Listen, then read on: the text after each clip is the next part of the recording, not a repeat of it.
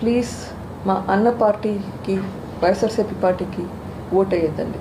తన అనుకునే వాళ్ళకి మాత్రమే హెల్ప్ చేసి అందరికీ హెల్ప్ చేయకుండా ఉండే వాళ్ళకి ప్లీజ్ ఓటేయకండి. ఇప్పటి వరకు సిబిఐ విచారణలో అక్యూస్డ్లో అవినాష్ రెడ్డి, భాస్కర్ రెడ్డి ఉన్నారు. ఖచ్చితంగా వాళ్ళని రక్షిస్తున్నారు. ఆయన పాత్ర ఉందా లేదా నేను చెప్పకూడదు. సిబిఐ ఆ విచారణ అయితే చేయాలి. లేదా వివేకానంద రెడ్డి కుమార్తె సునీత గారు పోయినా అలాగే పోవాలి, ఇంకొకరు పోయినా అలాగే పోవాలి.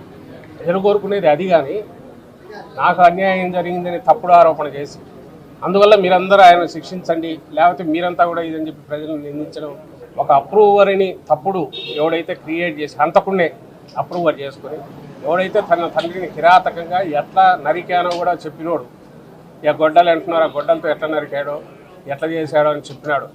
వాడిని హక్కుని చేర్చుకొని వాడిని తమ్ముడి కిందనో అన్న కిందనో చూస్తా మాట్లాడే వీళ్ళని చూసి ఏమన్నా